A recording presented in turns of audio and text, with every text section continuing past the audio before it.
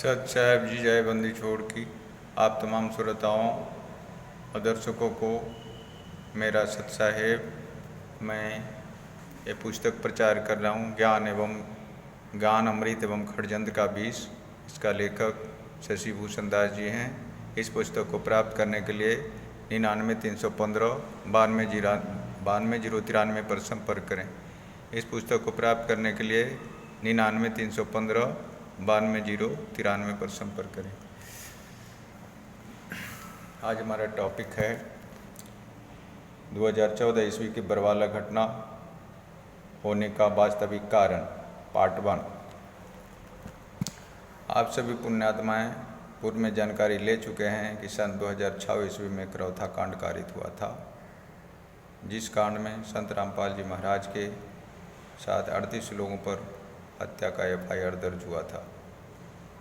इस केस में गुरु जी का भाई महेंद्र न्यायालय से भगोड़ा घोषित हुआ था। संत रामपाल जी महाराज इस मुकदमा में लगभग 22 माह जेल में बिताने के बाद अपने व्यक्तिगत बंध पत्र पर जमानत पर रिहा हुए थे। कोई उनको जमानतदार नहीं मिला था और पुनः बरवाला छोटी आश्रम में सत्संग करने लगे। करौथा आश्रम को 2006 ईस्वी में पुलिस प्रशासन ने अपने कब्जा में कांड होने के एक दिन बाद ही ले लिया था। 2009 ईस्वी में करौथा आश्रम संत रामपाल जी महाराज को वापस करने का न्यायालय का आदेश हुआ। संत रामपाल जी महाराज के विरोधियों को ये गवारा नहीं था कि आश्रम उन्हें वापस हो, इसलिए वे हाई कोर्ट चंडीगढ़ के 2009 ईस्वी के आदेश के खिलाफ सुप्रीम कोर्ट नई दिल्ली में अपील चले गए। सुप्रीम कोर्ट की नई दिल्ली ने सन 2013 ईस्वी में अपील खारिज करते हुए करौथा आश्रम संत रामपाल जी को वापस करने का निर्देश दिया। संत रामपाल जी के विरोधी घटक दल को यह अच्छा नहीं लगा, किसी भी कीमत पर वापस नहीं करना चाहते थे, किंतु चूँकि सुप्रीम कोर्ट का आदेश था इसलिए कोई कुछ चाहकर भी वापस करने से रोक नहीं सकता था। इस दृष्टि से काफ़ी तनाव की स्थिति बन गई थी, काफ़ी जन की हानि की संभावना बन गई थी। इसलिए चंद लोगों द्वारा इस समस्या को सुलह के आधार पर निदान करने का प्रयास किया गया। इसके लिए कुछ सरकारी प्रतिनिधि आश्रम में आकर संत रामपाल जी महाराज से समझौता पर बात करके तनाव को समाप्त करना चाहते थे, मगर बरवाला आश्रम में अपने आप को प्रबंधन कमेटी घोषित करने वाले किसी भी प्रतिनिधि को समझौता के बिंदु पर बातचीत करने के लिए सतगुरुदेव जी तक नहीं पहुंचने देते थे और अपने ही स्तर से बात करके कोई सुलह समझौता नहीं चाहते हैं, उन्हें आश्रम से वापस लौटा देते थे। इस बात की जानकारी सतगुरुदेव जी को नहीं दी जाती थी। इधर तनाव का गोला गर्म से और गर्म होते गया। अंत में एक सरकार का मंत्री JP समझौते के बिंदु पर बात करने के लिए आश्रम में आए।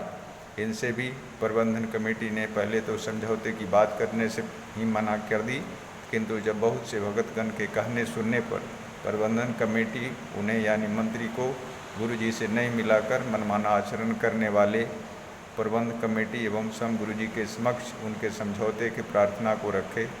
इस पर संत रामपाल जी महाराज ने मनमानी करने वाले प्रबंधन कमेटी से स्पष्ट कहा कि ऐसे आश्रम मुझे स्वीकार नहीं जो पुण्यात्माओं के खून से सने हो, इसलिए आश्रम को त्याग दो।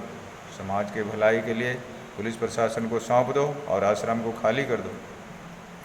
गुरुदेव जी के कथन पर प्रबंधन कमेटी हृदय से त्याग नहीं की, बल्कि हृदय में दोष रखी। इधर तनाव का गोला गर्मी को सहन नहीं कर पाया और दिनांक 12 मई 2013 को इतना भयंकर रूप से ब्लास्ट हुआ कि 3 लोगों की मृत्यु तथा 102 लोग घायल हुए। वायुओं की सतलोक आश्रम के सुरक्षा में हाईकोर्ट चंडीगढ़ के सख्त आदेश के आलोक में हरियाणा सरकार का मुख्य सचिव अपनी नौकरी जाने के डर से 5000 पुलिस को करौथा आश्रम के चारों ओर लगा रखी थी। आश्रम आक्रमणकारी सोचे कि पुलिस प्रशासन हर समय के भांति केवल दिखावटी रूप से लगाए गए हैं, किंतु इस बार हाईकोर्ट के आदेश से नहीं कि वहाँ की स्थिति बदल गई थी और गांव वालों तथा पुलिस प्रशासन के बीच भयंकर विस्फोट हो गया। अपने आत्मरक्षा में पुलिस प्रशासन ने गोली चार्ज की, जिसमें 3 लोगों की मृत्यु एवं 102 लोग घायल हुए। सन 2006 ईस्वी के करौथा कांड में जब जमानत पर रिहा होकर 2008 ईस्वी में जेल से बाहर आए तो रोहतक न्यायालय ने संत रामपाल जी महाराज को व्यक्तिगत हाजिरी से अस्थायी रूप से छूट दे रखी थी। इस व्यक्तिगत हाजिरी से छूट देने का तात्पर्य होता है मुकदमे के विचारण के दौरान अभियुक्त को प्रत्येक तिथि पर फिजिकली रूप से हाजिर होना आवश्यक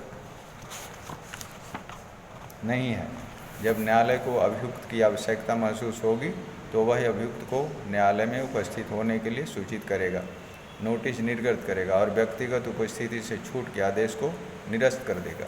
इस प्रक्रिया के तहत रोहतक न्यायालय ने संत रामपाल जी महाराज को सत्र न्यायालय रोहतक में पेशी दर्ज कराने हेतु नोटिस जारी किया। साथ ही सत्र न्यायालय ने व्यवस्था बनाए रखने एवं व्यवस्था में कोई व्यवधान पैदा नहीं हो इसको ध्यान में रखते हुए रोहतक न्यायालय में पेशी दर्ज कराने हेतु वीडियो कॉन्फ्रेंसिंग की सुविधा संत रामपाल जी महाराज को देते हुए रोहतक न्यायालय ने 14 जुलाई 2014 को निर्धारित किया तथा संत रामपाल जी महाराज को हिसार कोर्ट से वीडियो कॉन्फ्रेंसिंग के माध्यम से रोहतक सत्र न्यायाधीश के न्यायालय में पेशी दर्ज कराने का सुविधा प्रदान किया। संत रामपाल जी महाराज सदा कानून का सम्मान करने वाले, कानूनी प्रक्रिया के अधीन चलने वाले, न्यायालय के आदेशानुसार दिनांक 14 जुलाई 2014 को वीडियो कॉन्फ्रेंसिंग के माध्यम से अपनी पेशी रोहतक न्यायालय में दर्ज कराने हेतु हिसार कोर्ट में गए हुए थे। इधर राष्ट्रीय समाज सेवा समिति को इस बात की जानकारी हुई कि संत रामपाल जी ने पेशी दर्ज कराने हेतु 14 जुलाई 14 को हिसार कोर्ट जाने वाले हैं।